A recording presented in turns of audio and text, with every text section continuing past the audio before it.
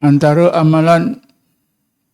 berbagai amalan yang telah disyariatkan oleh Allah ialah amalan doa tawassul. Doa bertawassul. Doa tawassul adalah merupakan doa yang tertua sekali dalam sejarah hidup manusia. Kerana Nabi Adam AS orang yang mula-mula melakukan doa tawassul, iaitu sesudah Nabi Adam dimurkai oleh Allah Subhanahu Wa Taala, maka Nabi Adam minta keampunan dengan Allah, taubat kepada Allah, tapi dengan bertawassul. Tawassul syafaat Nabi Muhammad sallallahu alaihi wasallam. Ya Allah, Engkau ampunkanlah dosa-dosa aku dengan kedudukan Muhammad sallallahu alaihi wasallam. Maka Allah bertanya kepada Adam untuk mengajar kita semua, kerana Allah Maha mengetahui. Tanpa tanya, Allah tentunya tahu. Tapi untuk pengajaran manusia, Allah tanya kepada Adam AS, ya Adam, macam mana engkau tahu? Macam mana engkau tahu Muhammad sedangkan dia belum aku lagi jadikan? Maka Nabi Adam AS menjawab, ya Allah, ketika engkau masukkan ke dalam tubuhku ruh, ketika itulah aku mendongak ke atas. Aku nampak di tiang aras tertulis, La ilaha illallah Muhammadur Rasulullah. Aku yakin bila engkau dekatkan makhlukmu dengan namamu, itu bermakna makhluk tersebut adalah makhluk yang paling engkau sayangi dan paling mulia di sisimu. Maka Allah Subhanahu Wa Taala berfirman, kalau begitu aku ampunkanlah dosamu. Walaupun di dalam Quran disebut Bismillahirrahmanirrahim, fatalaqa Adamu min rabbih bikalimatin fataba alaihi. Tafsirannya ialah Nabi Adam berdoa seperti yang Allah sebut dalam Quran, Rabbana zalamna anfusana wa illam taghfir lana wa tarhamna lanakunanna minal khasirin. Ini doa yang mengikut ahli tafsir yang dilakukan oleh Adam AS.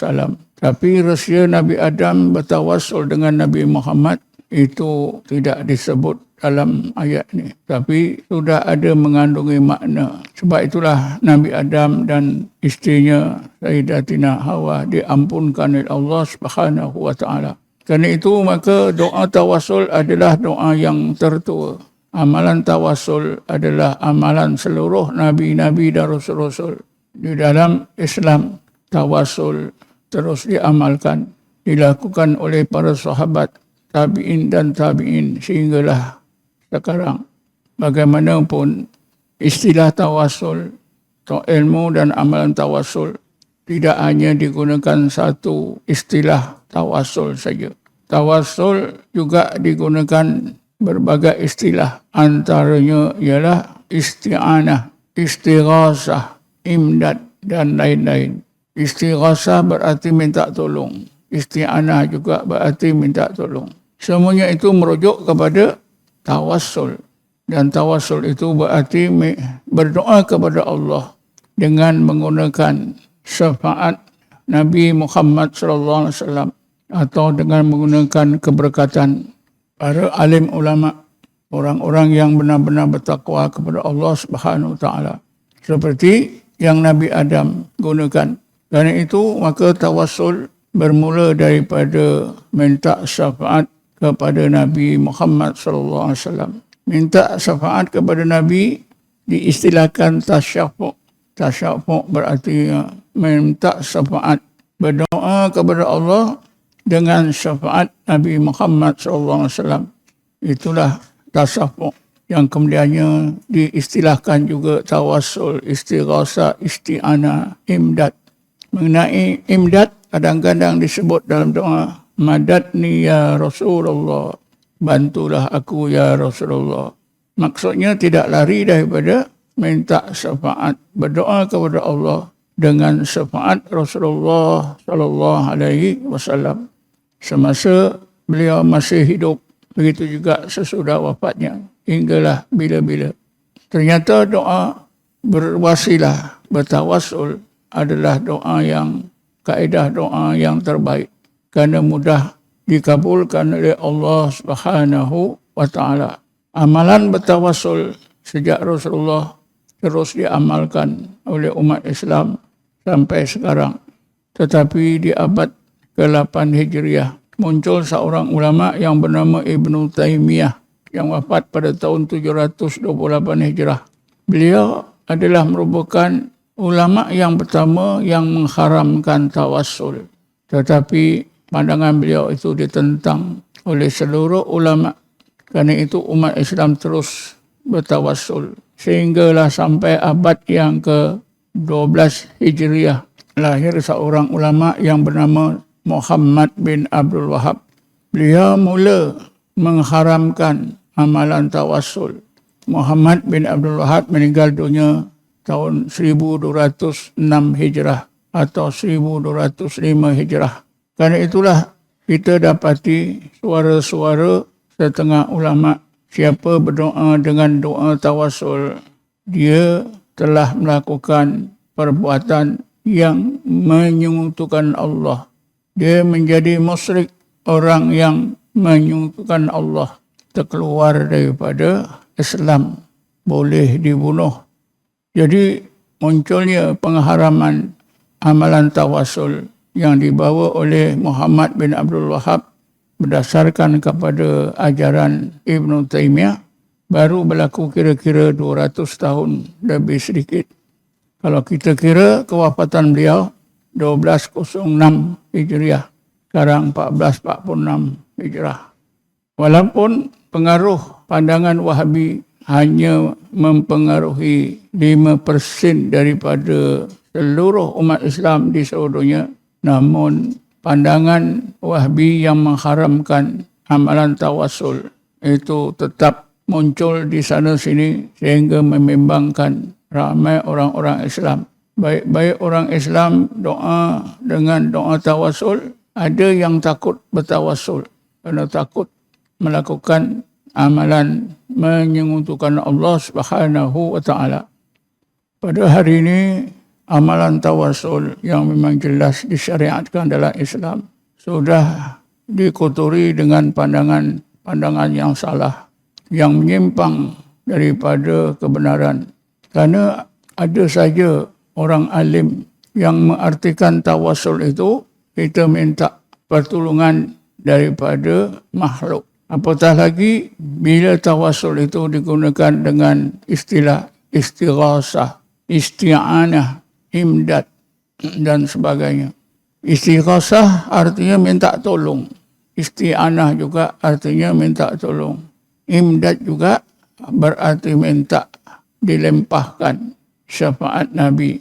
Sedangkan tawassul, istighasah, isti'anah, imdad, maksudnya ialah kita berdoa kepada Allah dengan syafaat Nabi atau dengan keberkatan seseorang alim, seseorang yang hampir kepada Allah, seseorang yang benar-benar bertakwa kepada Allah.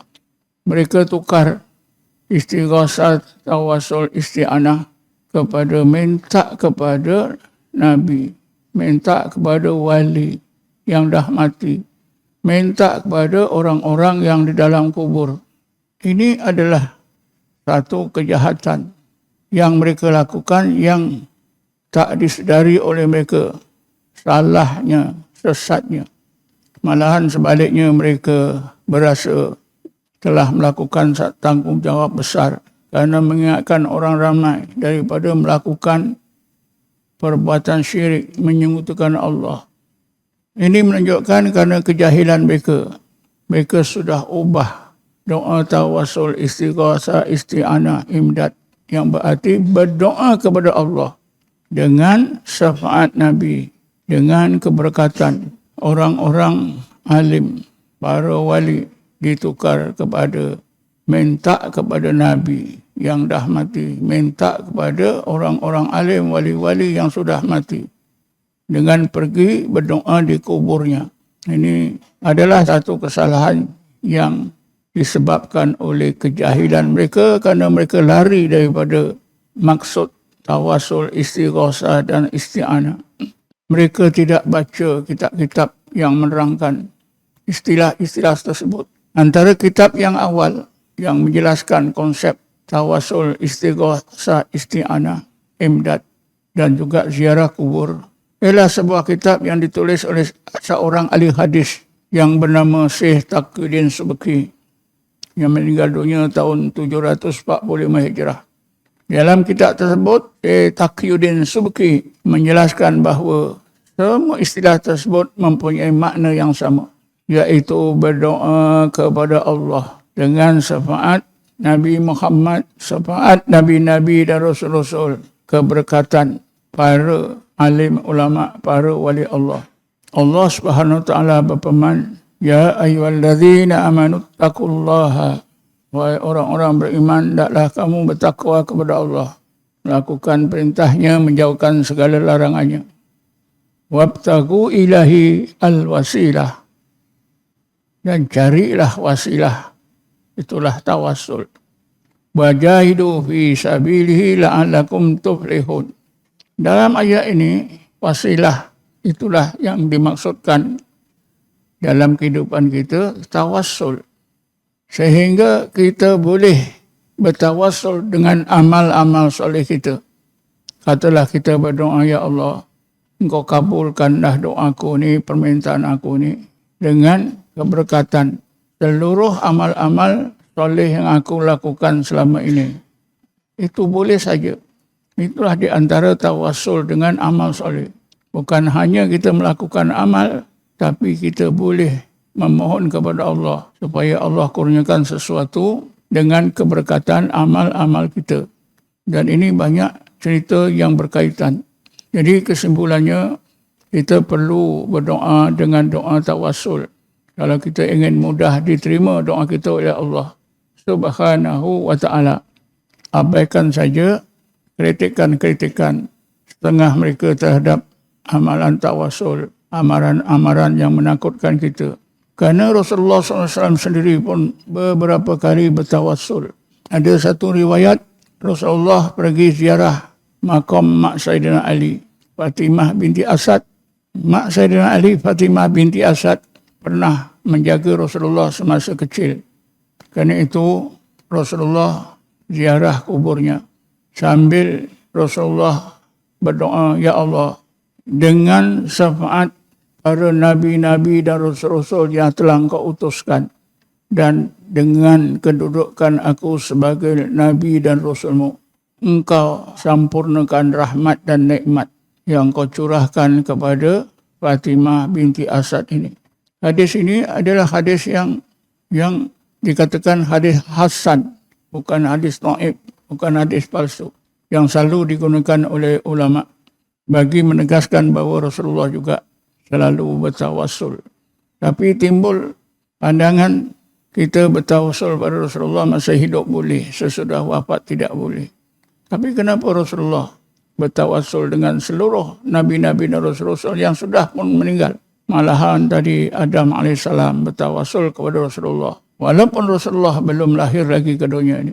Sebab itulah ulama menyimpulkan kita bertawassul boleh saja seseorang itu masa hidup maupun sudah meninggal dunia. Tidak ada masalah.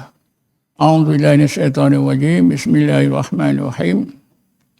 Wassalatu wassalamu ala asrafil anbiya'i wa mursalin Sayyidina Muhammadin wa ala alihi washabihi ajma'in. Allahumma ighfir lana warhamna, Allahumma ighfir lana warhamna, Allahumma ighfir lana warhamna, wa li abaina wa li ummahatina wa li jami'il muslimina muslimat wal mu'minina wal mu'minat. Allahumma inna nas'aluka at-taubata wal inabata istiqamata ala syari'atil qara wa taqul baita.